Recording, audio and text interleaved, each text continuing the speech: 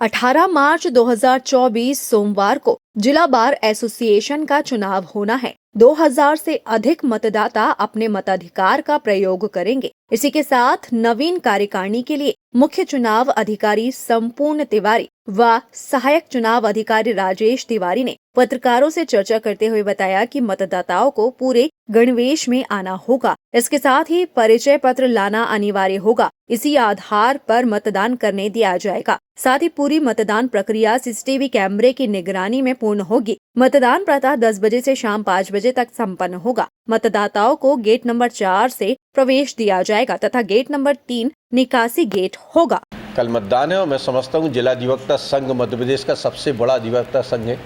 3000 के करीब यहाँ पे मतदाता जुड़े हुए हैं और एक बेहतरीन यज्ञ की तरह हम चुनाव संपन्न कराने जा रहे हैं।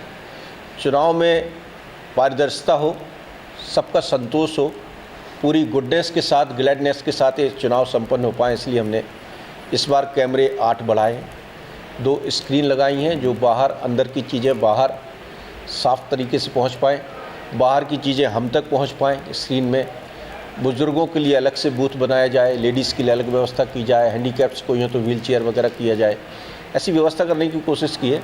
और हर बार की तरह थोड़े से रूल्स बदले हैं। हमने ये भी कोशिश की है इस बार कि मोबाइल लेके अंदर आना थोड़ा मना किया है और वोटर्स को अलर्ट करने के लिए हमने नियमावली को प्रदर्शित किया है। जहाँ से शुरू करेंगे वहाँ से 2 और 3 स्थान पे जो रूल्स रेगुलेशन है वो भी हमने चस्पा किए हैं। और इस तरीके से इस वर्ष का चुनाव जो है, जो भविष्य में चुनाव, जो पूर्व में चुनाव हो चुके हैं उनसे कुछ सीखते हुए और जो कमियां थी उसको पूरा करते हुए इस बार एक अच्छे चुनाव की व्यवस्था करने की कोशिश की। कितने प्रत्याशियों की संख्या हुई है? हमारे कुल प्रत्याशी जो है वो 74 हैं और सभी पदों पे 38 पदों पे कार्यकारिणी सदस्य, बाकी सब पदों पे 4, 6, 7, 8। अध्यक्ष, उपाध्यक्ष या सचिव की बात की जाए तो सर्वाधिक किसमें ज़्यादा मुकाबला आप देख रहे हैं? मुकाबला के लिए तो हम चूँकि चुनाव समिति में है और हम लोग चुनाव को देखना ऑब्जर्व है, तो किसी का नाम तो हम नहीं लेंगे, पर हमने जो इसमें आपको लिखा है कि अध्यक्ष पद के लिए 4 उम्मीदवार आए हैं इस बार और चारों अपने अच्छा दावा प्रस्तुत कर रहे हैं। और उपाध्यक्ष पद में पुरुष पद में 5 उम्मीदवार हैं, महिला उपाध्यक्ष पद में 3 उम्मीदवार हैं।